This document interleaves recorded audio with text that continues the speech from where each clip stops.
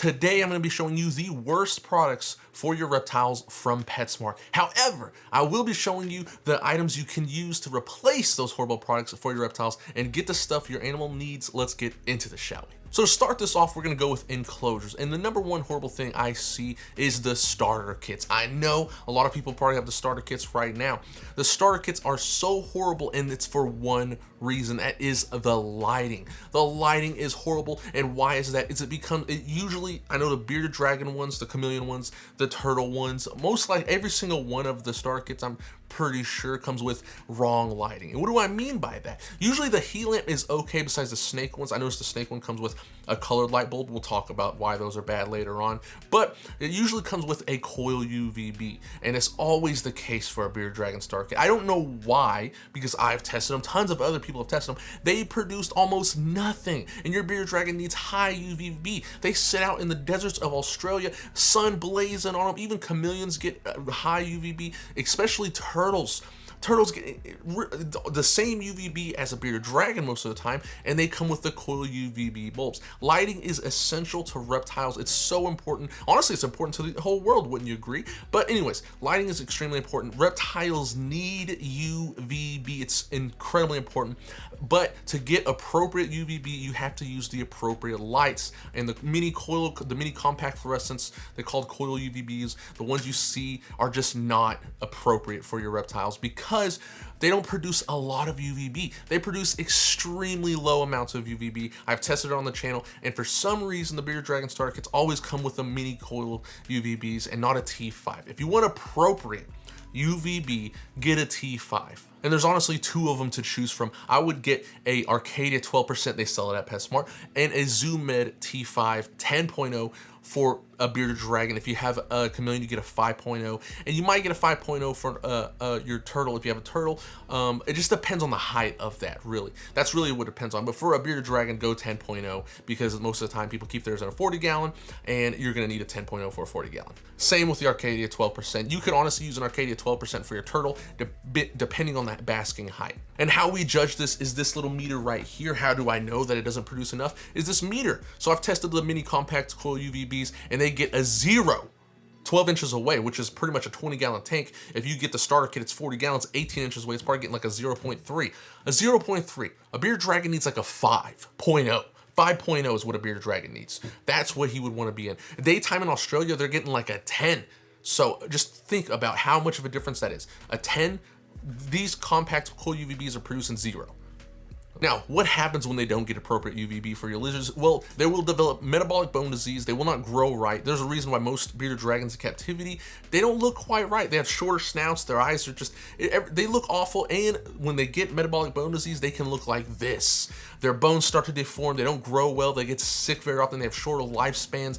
Tons of stuff goes horribly wrong when they don't get appropriate UVB. So you need appropriate UVB, and you can get that with an Arcadia 12% or any Arcadia T5. Look up, they have them, you know, for specific reptiles. So an Arcadia T5 and a ZooMed T5. You don't want the ZooMed T8, that's old school. The T5s are legit, reliable, and they work. And we have proof of that because we've tested it, and we have proof that the coil UVBs don't work because we see it all the time of animals coming in with metabolic bone disease. And that's why lighting is such an important thing for a reptile, because a reptile needs calcium to develop bones, and the only way they get that is through UVB, an appropriate UVB. If it's too low, like basically none, they're not gonna get that appropriate UVB to develop vitamin D to absorb the calcium. So like the chameleon kit has it, like I said, but the chameleon kit also comes with like no tree limbs, nothing. It's just like a screen cage. And most of the time, veiled chameleons are the ones being sold. And veiled chameleons, I will not lie to you, I have a veiled chameleon right here. It has solid sides. I would say just get a solid sided enclosure with maybe a screen door. You don't even have to get a screen door because veiled chameleons need a lot of humidity at night, like 100% humidity. So a screen enclosure just simply doesn't work for your veiled chameleon. And the turtles are the same way. They come with the coil UVB, and they come with a filter that's like a turtle filter. Just get a fish fish filter. Get a fish filter rated for twice the size of the tank. If it's a 20 gallon, get a 40 gallon fish filter. If it's a 40 gallon, get an 80 gallon fish filter or a 100 gallon fish filter. And the fish filters will work way better. They will keep the water way clearer for longer. Now, we'll say because of the high UVB that a turtle needs, it's gonna make the water slimy. It's gonna make the water just nasty, because the same, if you have a bucket of water outside, the sun is gonna turn algae. That's just a thing. All right, moving on. So we talked about why the starter kits are bad. Now let's go into more of the Reptile lighting itself. Like I said, stay away from the coil UVBs, stay away from the mercury vapor bulbs. The reliable thing you can get for your Reptile is a T5 Arcadia 12%, 24-inch for most of the enclosures, and a Zoomed T5 as well. I don't know why, like I said, they are just getting harder to find, and a Zoomed T8 just isn't gonna cut it. It's just not strong enough. Its old school T5s are much stronger. Like, just think, you've seen the clip of me holding up the coil UVB 12 inches away. 12 inches away, an Arcadia is going to give you like a 5. It's going to give you a great amount of UVB for your animal. It's going to cover the animal and give it the UVB it needs. Those type of things don't. The mercury vapor bulbs, yeah, they produce UVB, but it's just unreliable. They just go here and there. It's iffy. It's wishy-washy. You want something reliable that's going to get the job done? The Arcadia T5s and the Zoomed T5s, that's what you need. I have deeper guides into the UVB on my channel as well if you're interested in that, but we're gonna move on to the heat bulbs. Which heat bulbs are the best? Well, pretty much they're all the same. So all the basking bulbs, like the halogen, the incandescents, the most popular ones you see on the market, they're all the same, they work the same, pick whichever one you want. However, I will say this, the deep heat projectors and the ceramic heat emitters, I see people use that as a basking bulb. Do not use those as basking bulbs. Again, we're trying to mimic the sun. That's pretty much what we're trying to do in the hobby. The reptiles, it's so important. The sun is one of the most important things for a reptile. So we are trying to replicate that in captivity. So you need a halogen or an incandescent. Stay away from the colored ones like the reds, the blues. You don't want a colored bulb like the red or the blue or the moonlight, the black lights. Stay away from those. And even at nighttime, remember this. I see this all the time, all lights off at night. You don't need heat at night either. Most of the time where these lizards are from, it's like the desert gets extremely cold at night. You don't have to worry. Even when the sun goes down, so do the temperatures. Now, I don't know how that's gonna last with global warming, joking, but at nighttime, it's perfectly fine to have it cool off. You don't need any lights, any heat. It's great because just like the reptiles, just like us, go to sleep unless they are nocturnal or crepuscular. That's like a ball python, leopard gecko, but those animals still come out to bask in the mornings and the evenings. So again, light is insanely important because even if you have those animals, you have to have light to tell them, hey, it's nighttime. Hey, it's daytime. And if they wanted to, they could come out in the early mornings and the late at nighttime, or dusk, and bask a little bit, get some UVB. It's very beneficial. My ball pythons bask under UVB. My leopard geckos do as well. So for anyone saying, oh, they do not, that's stupid. I've seen it with my own eyes. I have video footage. I'm showing you. They do it, and I feel like it helps their well-being so much. Same with humans. When humans are inside too much, you start to get a little cabin fever, start to get a little crazy. And when you go outside, you're like, oh wow, the sun feels amazing. Same thing for reptiles. The sun is incredibly important. So let's jump into more of the lighting again. So ceramic heat emitters, deep heat projectors, like I said, there's no visible light off of them. It's just pretty much a heat source. It's pretty much a heat mat mounted above. The only time I use those, for instance, is if at nighttime it's incredibly cold. I'm talking like 40 degrees in the tank. That's the only time I will use a ceramic heat emitter or a deep heat projector. That's the only use for them because they don't produce any light, but they produce heat. So if I'm getting a little worried and it gets incredibly cold in the tank, I'll use that. That's the only time I use that. Any other time, I never use them because at nighttime, like I said, it gets as low as 60s in the tank. Most of my tanks, it has hit the 50s in my tanks. One time it was insanely cold and my heat went out, and I don't have electric heat, it's gas heat. So my heat went out and it was really cold, but I could turn the lights on. But I was like, oh, at nighttime it's gonna get a little bad. So I turned my deep heat projector on at nighttime, and it got to 49 because it was still really cold in my house. It was at 49 degrees, and my Uromastix, which loves the heat, was perfectly fine. Like I said, these animals live outside during the winter. They go hibernate, they go do this stuff. They're very used to it. They're biologically made for it. So it's okay. You don't have to worry about it being too cold at nighttime. Now, if it's freezing temperatures, 32 degrees, I don't know, 0 Celsius. Yeah, okay, that's when you should worry. I don't know, if inside your house is that cold, or I don't know where you live, but maybe it's Antarctica.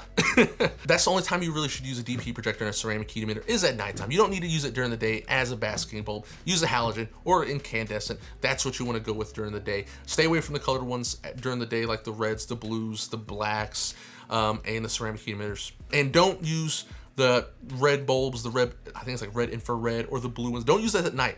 Reptiles can see those colors at night. A lot of times they thought back in the day, like, oh, they can't see the red or the blues at nighttime, so we can use that, heat up the cage at nighttime. And now we know, we don't even need to heat up the cage, and they can see those colors. So during the night, it's like they're living in a nightclub. It's just constantly red. Plus, it's not mimicking the sun. When we go outside, it's not red. Maybe if there's wildfires surrounding everywhere, and that's terrifying. When we go outside naturally, if we seen red skies, we would be terrified. Same for them. Don't use the colored bulbs. Don't use them at nighttime, during the daytime. Like I said, it's not going to harm them. There is like this myth that's going around that like it's going to burn their eyes. No, it's just a colored bulb, and those colored bulbs just don't mimic the sun, and that's why we don't want to use them. Next up is the heat mats. I know you're probably like, whoa, heat mats? Now, heat mats are a little dangerous because if unregulated, they will fry your animal. I have a Zoom Ed heat mat I tested. It got to 140 degrees, insanely hot. That is really hot, and most people put those underneath the tanks, and they have like frogs or a snake, and that's cooking. That's some very hot temperatures. Most of these animals bask around 95 degrees, so you're going 40 degrees over that, sometimes even 50. You need to put a thermostat on that, and like I said, it just doesn't replace replicating the sun. Even for nocturnal animals, you want to replicate the sun. Now, can you use a heat mat? Yes, you can, like I said, but put a thermostat on there. And you can put a thermostat on the heat bulbs as well, so that way you don't cook from above as below. But most of the time, the reason that heat mats are a little more dangerous is because in the wild, most reptiles will seek shelter by burrowing. And if they can't burrow because it's so hot, they're gonna have to go to the other side. It's gonna be very stressful. And that's what we don't want to do, is stress these animals out. Moving on. Next up is substrate. Now, there's a lot of good substrates, Reptile soil, Reptile sand, and I will talk about this. Most of the time you might hear substrate will cause impaction. I don't know what started this in the hobby, I guess because things got impacted, but the reason things get impacted and they eat substrate and it gets clogged up and they can't pass it and they get constipated and they die is because of bad care. It's because of improper husbandry, which includes not good UVB. Like I said, getting those starter kits, it's not like a starter kit because you're setting yourself up for failure.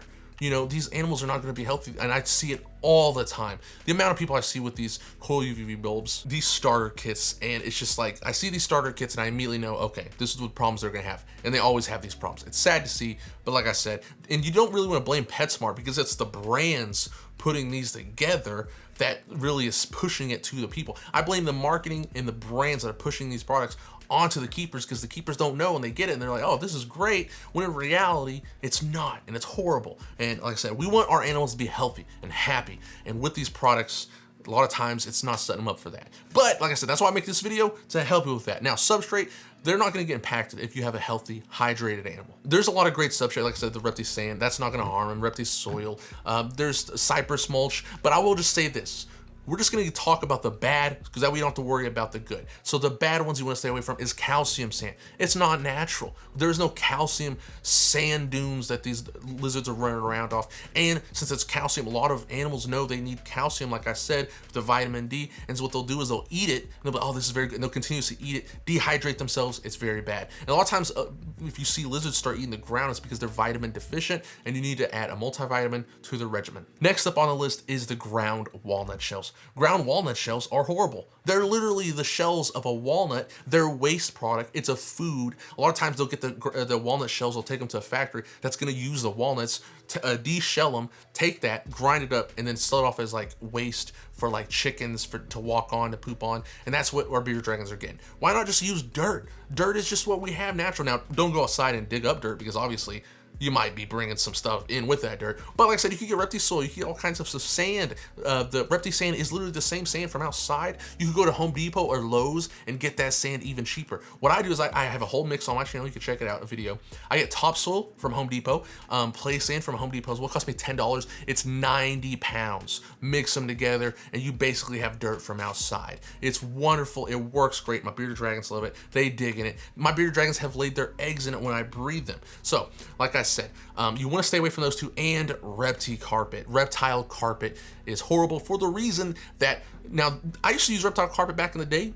I never had this happen, but I have seen my leopard geckos sometimes, like my babies, I would keep them on reptile carpet because, like I said, we've all been there. We've all got tricked. We all come into the hobby and we're like, oh, this is great, and then eventually like, oh man, wait a minute, this isn't great. But my leopard geckos used to like walk on the reptile carpet and kind of like pull up their hands because their fingers would get stuck in it. They'd be like, ah, and like walk on it and like, ah. And some people's leopard geckos, and there's documented evidence of this, their fingers get caught in there, and when they pull them up, it rips them off. Same with bearded dragons. And another thing is it's unsanitary. It's carpet. It's like leaving your dog on some carpet that it lives on at all times, and it's just pooping on it, peeing on it, all the nasty just getting in there, soaking it in, and you're washing it, you know, and it's like, oh no, it's fine, it's fine. I'm telling you, those fibers are gonna keep that poop in there. It's not like dirt, where if they poop on the dirt, you just grab all the dirt surrounding it, grab it, throw it away, and that's okay. But the reptile carpet's gonna cling that in there. It's gonna grab onto it, all the fibers. Very unsanitary. And another reason why it's not that great is it doesn't hold humidity. And I know what you're thinking. Bearded dragons, leopard geckos, they don't need humidity. These animals experience humidity in the wild. One of the #1 reasons why reptiles die in captivity is dehydration. They get dehydrated. Even bearded dragons in the deserts of Australia, they're from an arid country, yes, but they experience a rainy season. They have burrows with a little bit of humidity in there. With these reptile carpets, you're experiencing no humidity at all. It's not like the environment. It's going to be insanely dry. When it's insanely dry, they're going to lose moisture content from their body even faster, leading to dehydration, leading to death. So a lot of times those reptile carpets just aren't good because of that. And even my bearded dragon, I will miss the cage once to twice a month, and he will drink the droplets because that's what they do in the wild. When it rains, the bearded dragons run out and they sit there and they let the raindrops fall down and they drink the water from the rain. It's a very normal thing, and we need, like I said, I am very naturalist. I like to try to mimic the outdoors where they're from as best as possible because they're living out there perfectly fine. And if you do it, it applies in captivity and they'll live perfectly fine as well. Obviously, I'm not trying to like give them predators or anything like that. That's crazy. But I'm just trying to give them natural environment, what works outdoors for them to do it indoors as well. And I will say this is going to ruffle a lot of feathers, but I consider cocoa fiber the same thing as ground walnut shells. Again, it's a food, it's a fruit that is grinded up. It's a waste product from coconuts grinded up and used as substrate. I hate cocoa fiber. If people use cocoa fiber, it works, it's fine. But a lot of people always ask me, how do I stop it from molding? Why does it mold so easy? It's food. It's old rotting food. When you get it wet, it's gonna rot. It never holds humidity good, and when it gets dry, it's insanely like the worst, dustiest substrate in the world. I hate cocoa fiber. I'm tired of using it. I don't ever use it anymore. I used to use it, but I haven't used it in years because I just had so much problems with it. Reptile is like a superior product in my opinion. But if you can use it, like I said, but again, it's kind of it's food. It's coconuts grinded up, used as a substrate. And despite it saying, oh, it holds all this stuff, it's never worked that well for me, to be honest with you. Next on the list is the dried food. The dried insects, like Fluker's dried crickets, the dried mealworms, the little buffet blends from Fluker's as well. It's like the dog food. Horrible. Do not feed that to your animals because most reptiles, like nearly every single reptile, gets tons of their moisture and hydration from the stuff they eat, and they get their nutrients from that as well. Same as us. If they're eating dried mealworms and dried crickets, there is no nutrients there. That's a dead animal. It's dried out. All the moisture content is gone, which means when you feed it to your bearded dragon, to your chameleon, to your leopard gecko, when they eat that, they're gonna have to rehydrate it, and there's no nutritional content there for them. It's just the bones and skeleton. These insects, when you get them, they're gut loading. They're just eating all of this food. They're eating carrots, they're eating oranges, they're eating all this stuff, right? They're just chowing down on food, and they have so much moisture content in their body, and then your animal eats them. And when they eat them, they then eat that as well, and that's good for them. They get dusted with vitamins, they get dusted with calcium, and that's great for them. However, with the dried foods, that's just not possible. Now, it's different for crested geckos. I know crested geckos have like the dried, you mix it with water, but that's different. You mix it with water, and crested geckos should be eating insects as well. You just can't be feeding those mixes at all times as well.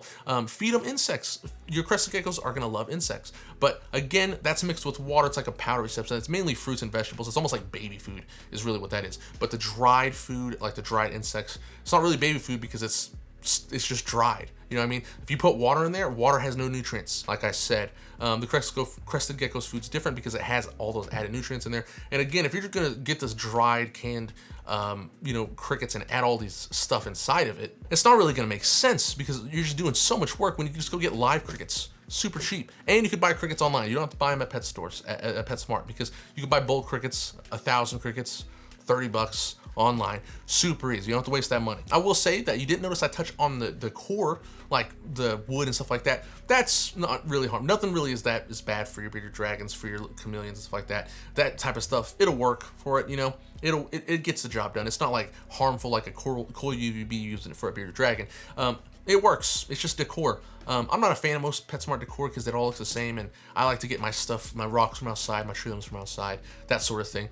But like, it works. Nothing harmful. Same with water bowls. No harm there. All the water bowls and stuff, that's totally fine. Like I said, that's not really a problem. Same with the vitamins and minerals. All the vitamins and minerals are pretty much the same. Just get the one that's right for your reptile. I have guides on a bunch of reptiles for vitamins if you want to check those out. But anyways, that's all I have for this video. If you enjoyed it, if I helped you at all, like and subscribe, and I'll see you next time.